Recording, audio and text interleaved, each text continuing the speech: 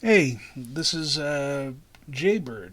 I'm here with one of my current favorite games, Gloomhaven. This is a video game based off of a board game that I absolutely adored. Played it in a friend's basement, uh, and it is an absolute bear to put together and tear down.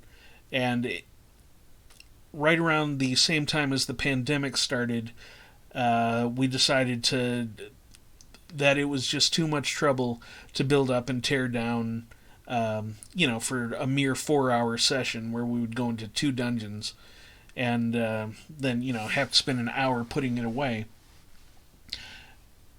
When I saw that it was coming out in video game form, I jumped on this, and it is the board game. So that's my advice: is if you enjoy board games where you do dungeon crawls, you need to pick this game up. It's a video game version of a great tabletop game.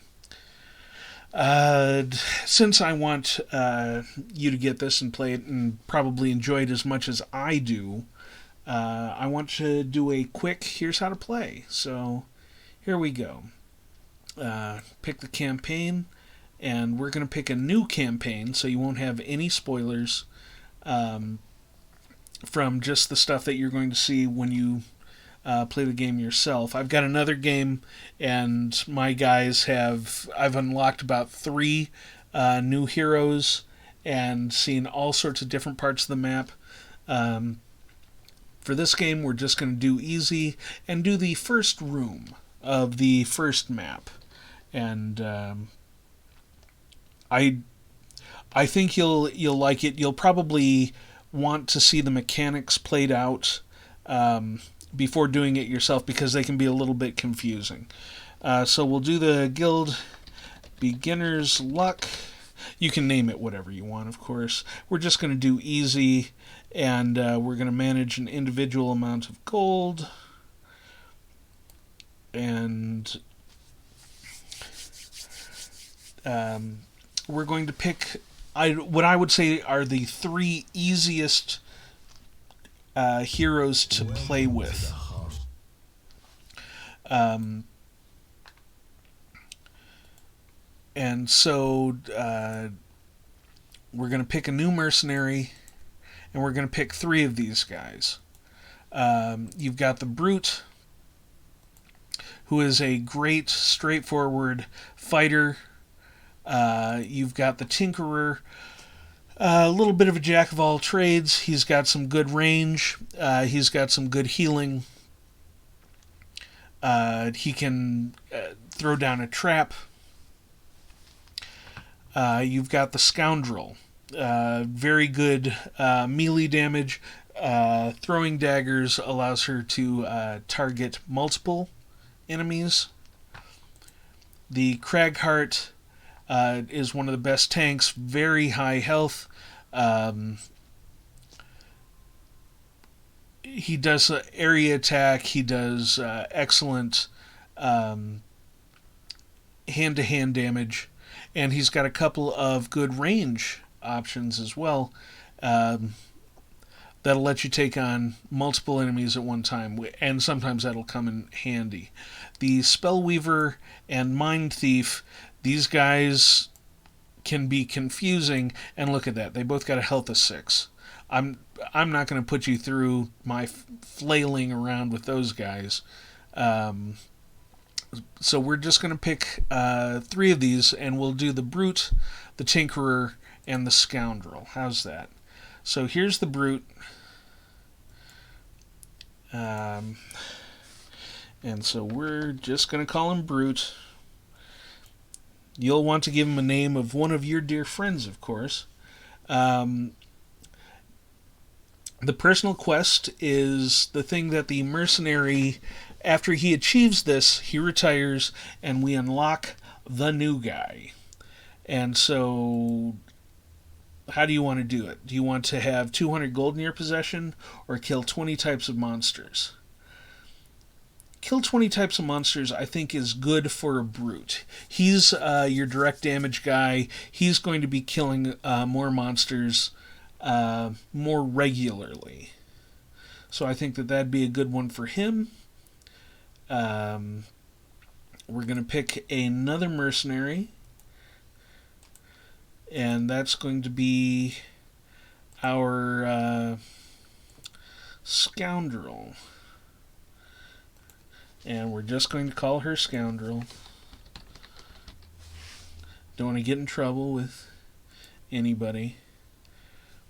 Okay, study of anatomy. Watch your party members become exhausted 15 times. Or kill one flame demon, one frost demon, one wind demon, one earth demon, one night demon, and one sun demon. Now, let me tell you, I have not seen night demons or sun demons. I have seen flame demons, frost demons, wind demons, and earth demons, so this might be a good one. I find that the Scoundrel is an exceptionally useful hero. I'm still got her in my other game. She's level 9 in my other game, though. And so I'm going to pick Aberrant Slayer in order to unlock the Triforce there. And it's going to say, hey, now do some adventuring. No, we're not going to do adventuring yet. What we are going to do, and it's going to show us the merchant. Well, one thing we'll want to do, the Scoundrel will want a piercing... Oh, wait. How much gold do we have? 30.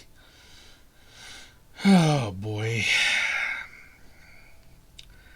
I want to say that we will give the Scoundrel Boots of Striding, and we will give the Brute Boots of Striding. Because both of these guys will probably want... And we have to equip them after we buy them.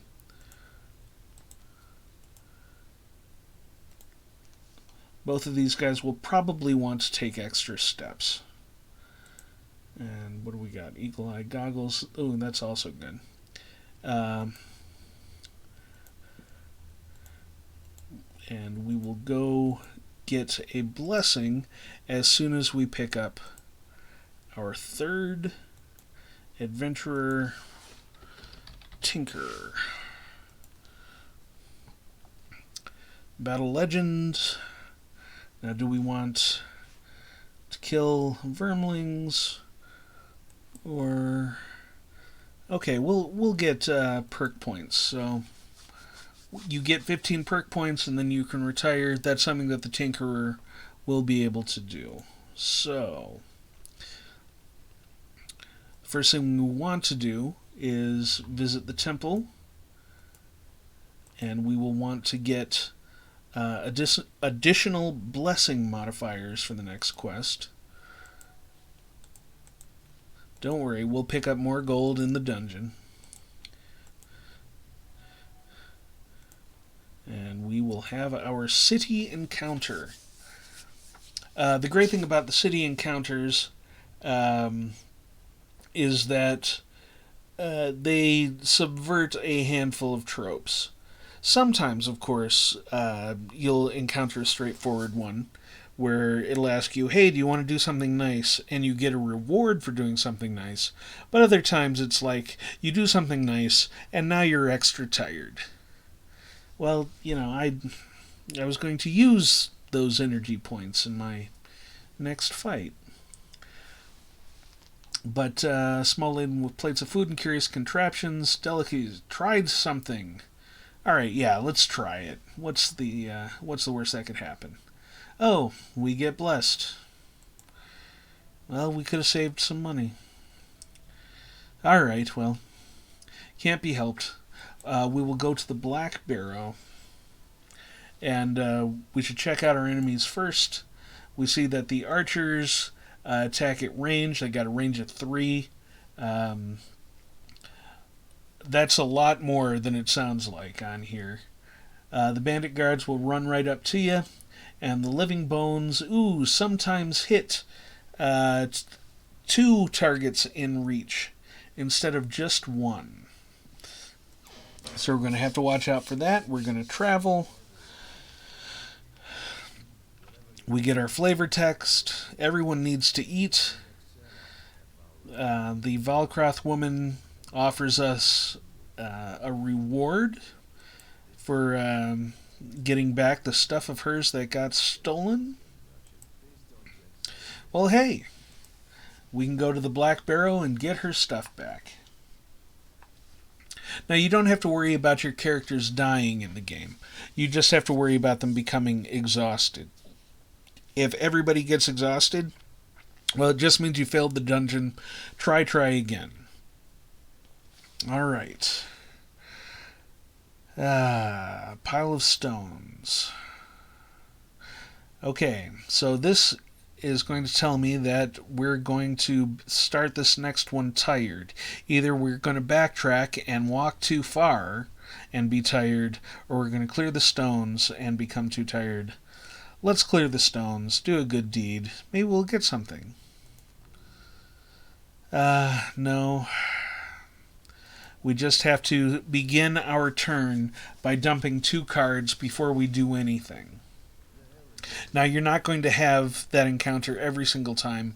It's going to be random. Okay, the hill is easy enough to find. Alright, let us descend and find the cutthroats. Okay, now, one of the first things it's going to ask us to do is choose a battle goal. And our battle goal will allow us to get a perk point, which allows us to better our characters. I'm going to pick Masochist because Protector allowed none of your allies to become exhausted. Oh geez, we're going to get exhausted. So two hit points or less? Well, that sounds about right. The Scoundrel. Cause a trap to be sprung or disarmed. One of her skills we will see is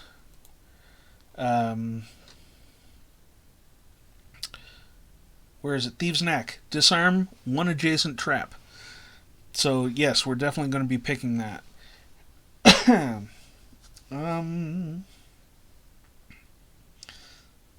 Ooh, Trickster's Reversal and Swift Bow.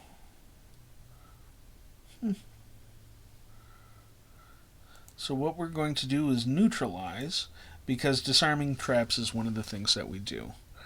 Alright, Die Hard. Never allow your current hit point value to drop below half. Feh. Of course we're going to lose half our hit points. We're probably going to lose all of them. Alright, have one or more monsters present on the map at the beginning of every round. That's doable. So we're going to pick that one. Enter the dungeon. And here we go. Check it out. We start off in a simple, straightforward room. We have our hexes. Where do we... Okay, first things first. We have to drop 2 cards and discard them because we are tired. Let's get rid of Quick Hands and Venom Shiv. And Harmless Contraption.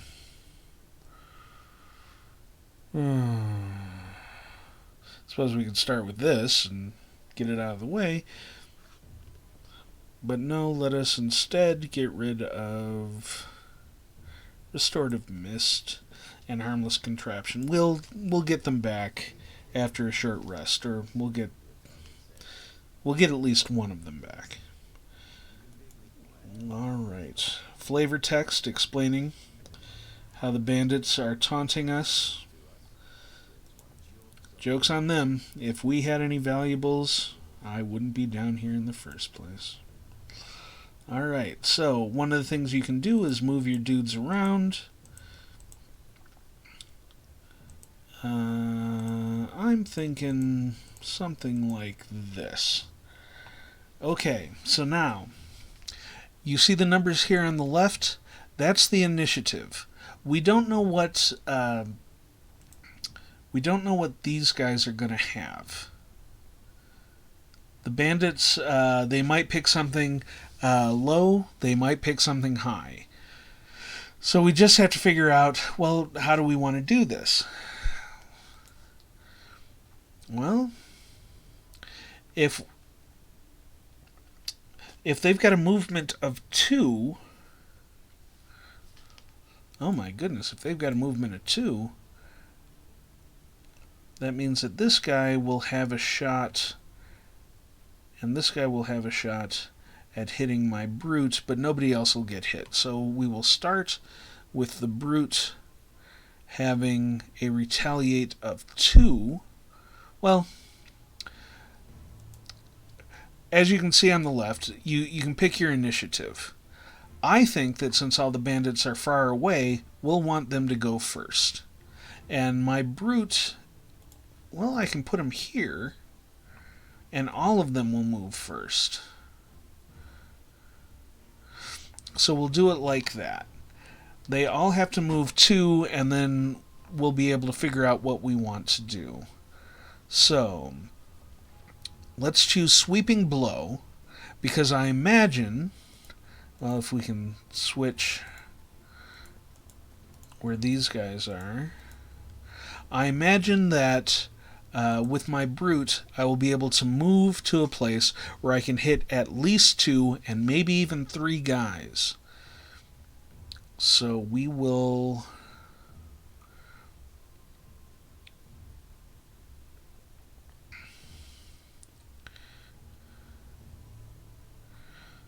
pick a low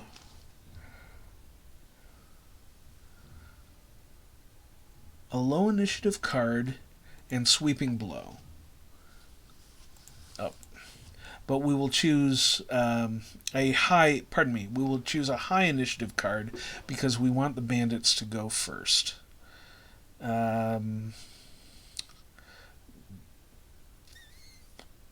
We can put a mine down if we want, and then next turn we can use the hook gun.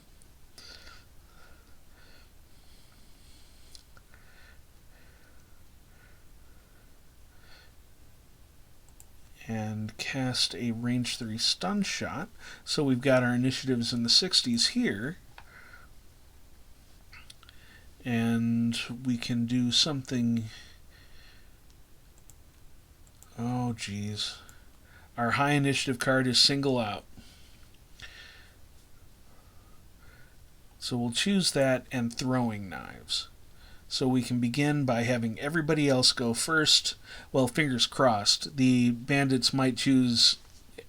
They might randomly pick a card in the 70s, which would make our best laid plans gone agley.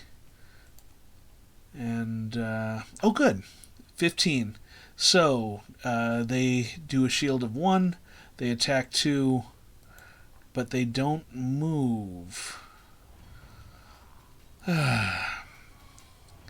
So, curses foiled again.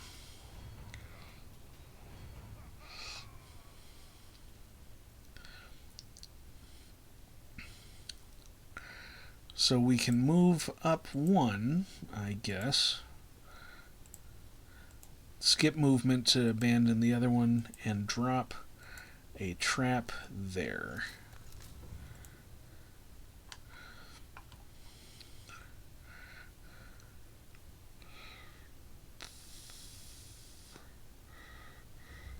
We can move 3 and do an attack 2, so we can move there, but I'm still wanting the bandits to move to us. So we'll skip those attacks. And for our scoundrel, on our next 4 attacks, targeting enemies adjacent to none of their allies, we can add +2 to our attack. So we'll do that. And Throwing Knives, unfortunately, gets flushed. But here we are now. We will want the hook gun. So we'll want the hook gun and a and an attack of 5, so we'll be able to knock out a guy if we're lucky. A flanking strike, so we'll have them move in. Or we can cast a...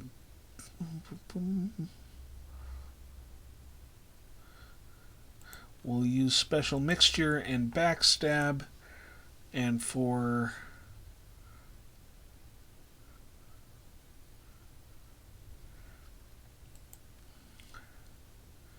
our brute, we will move him forward, and hey, maybe he'll be able to push somebody into the trap. Let's see who's going first, though. Ah, very good. So, we can move.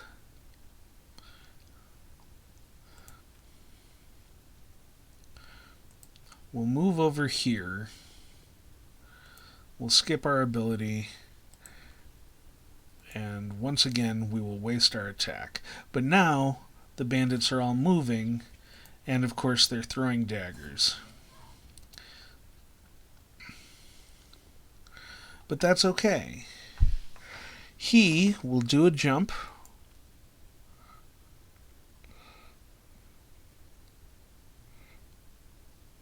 No, he will not do a jump. He will instead move.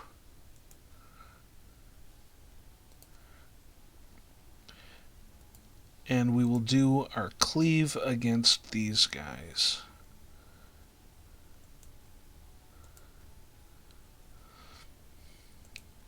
Two targets.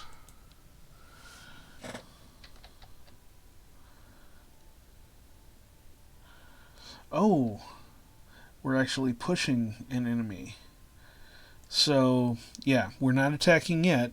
We're pushing one enemy away. Get out of here.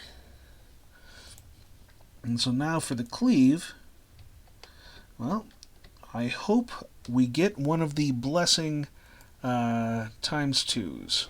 Ah, and we did. Very good. And now for this, we'll use the hook gun.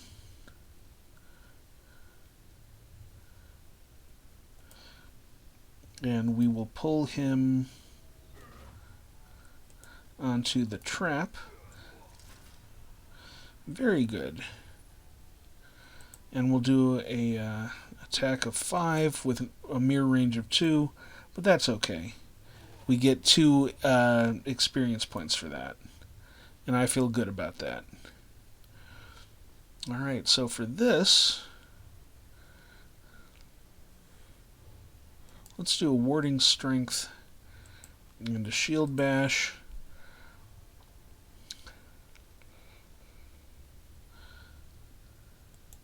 We'll want to attack.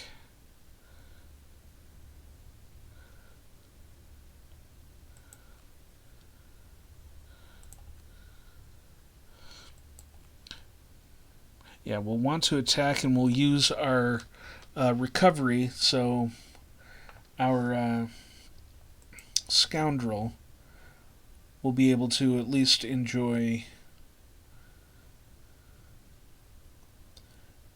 some of her cards again. So we will use Thieves' Knack to move.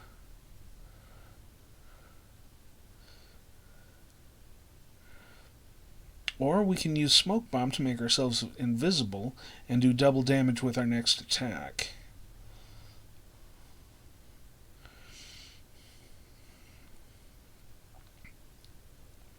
Well, let's use Thieves' Knack and Flanking Strike just in case. Alright. Alright, they're not going to be close enough to attack. Darn it. But that doesn't mean we can't get gold. And we will skip the attack, but at least we get the gold from the ground. For the brute, I guess we'll take a couple of steps. And we will do a stun. And I'm hoping for a +1 card. But a minus wouldn't be bad because we know that at least the guy will be stunned. 0. Could have been worse. And now the other bandits move. Uh-oh. So now the Tinker.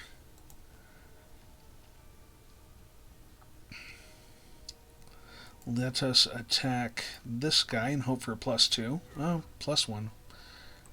And we will instead give all of the discarded cards back to our scoundrel. And we're going to see how powerful that is in a second. So now, eye for an eye and spare dagger for our brute. We don't want to use the net shooter yet.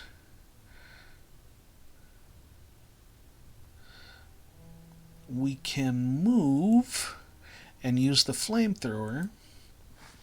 And do you see this? All of the discarded cards are back for the scoundrel. So let us...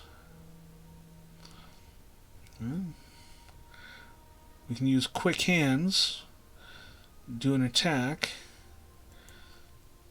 and then maybe use loot. No, yes, we can move and do 2, and then use loot 2 to pick up all the gold, because one hopes both of these guys will be dead by the time that we're over there, and we'll be able to pick up these 2 piles of gold as well. Alright, they go first. Okay, they're getting shields. But at least they're not attacking. Oh, well, he's attacking. But he got a 0 damage. So for our spare dagger, we will start with an attack of 2. Very good. And we will retaliate. Probably won't be necessary. For this guy, we're not going to immobilize anybody. We're just going to step forward and then use our flamethrower. Check that out. Excellent. And now we're going to step forward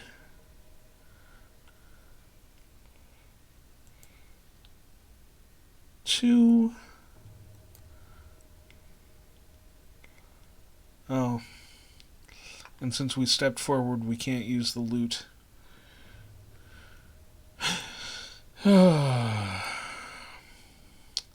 Alright, well, we will skip that attack. Alas. A short rest here. Okay, we'll lose eye for an eye. But we will be able to...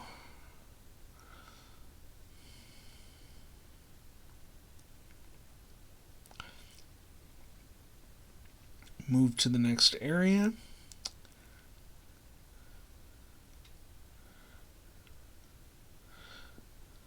So we'll do overwhelming assault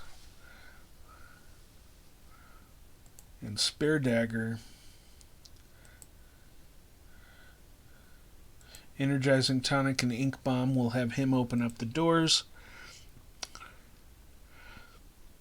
And we will have a good movement. And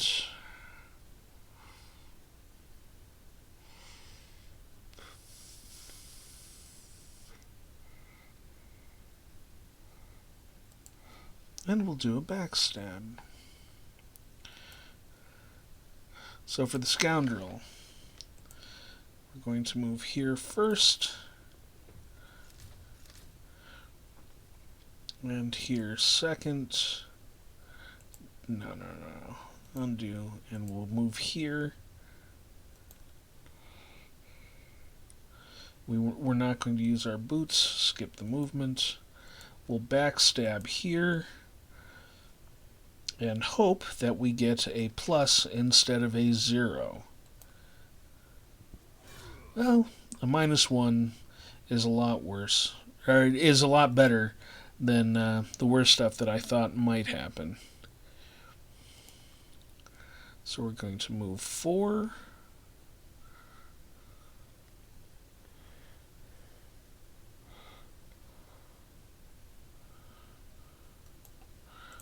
we can move 6.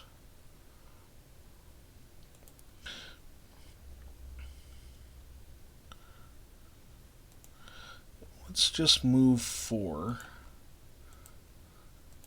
And instead of using our energizing tonic to heal the thief, let's just do a generic 2 attack and again hope for a +1. +0.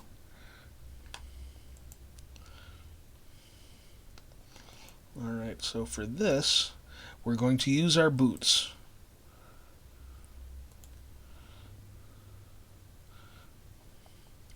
We're going to skip movement and we're going to push the target into the trap. Oh, that felt good. And now none of the archers are in range. So now we get to deal with the fact that they're coming in. Alright, they didn't move. They were just going to attack. So now we have to deal with, getting close enough to the archers. Close enough to the archers to do something. Now, they tend to have attacks, a range of 3. 1, 2, 3. So I'm going to try to make them move first. So I will take do a short rest, and we'll see if we can't get all of our high initiative cards out of the way for all of these guys.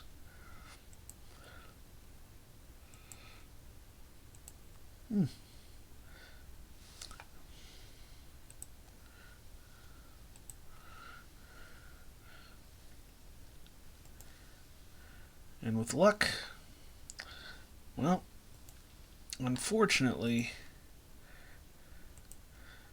the first thing I want to do is pick up the gold. I'm not going to poison anybody, but I am going to disarm this trap for the 2 experience.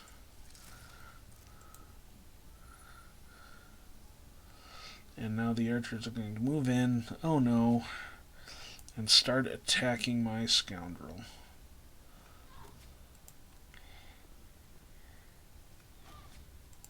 And we're going to burn 1 available card.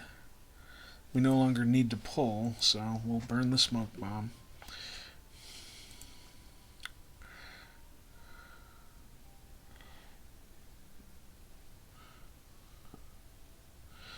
Alright, we will merely move up 2. And we will do a stunning attack.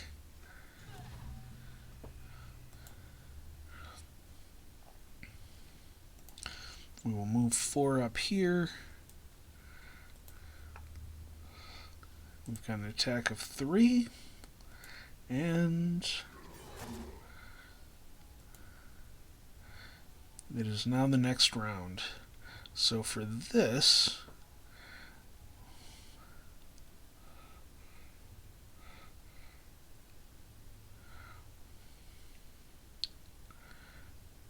alright, I can make them attack me, or I can do a disarming attack.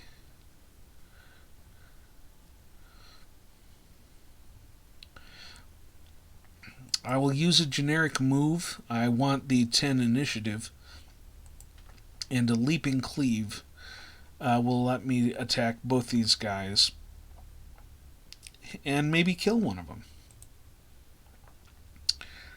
So I am going to want to heal my scoundrel with my Tinkerer, and so we're going to use the top of that card,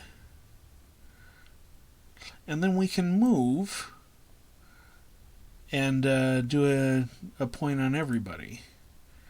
And we'll do a short rest here.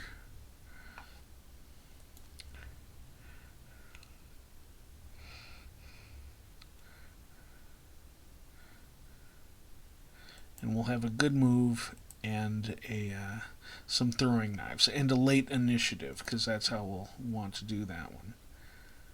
So, continue. I will want to move here and do a cleave on these two. Fingers crossed. Alright, we got one of them. With my tinker, we're going to move to confirm action, do a heal, and do a big heal.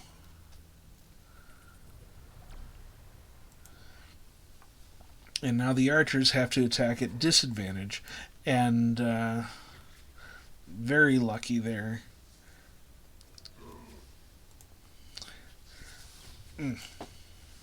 And we survived that. So now we have throwing knives against these two guys. And I could not have asked for better. So now, at this point, what we can do is open the door and see the last room and see who the bosses in there are. Or I'll just leave it there and let you see who you have to fight once you get in that room. I hope you get a basic idea of the mechanics. Get 2 cards that you're probably going to get benefit from no matter what. And you're going to have to figure out, okay, where do I want to go? Who do I want to hit? And how likely is it that I'm going to be going first or likely to be going last when I figure it out? This is a great game, and it completely captures the mechanics of the board game. And it's an absolute delight to play. I hope you play it, and I hope you like it if you do. Thanks a lot, and I'll see you next Saturday.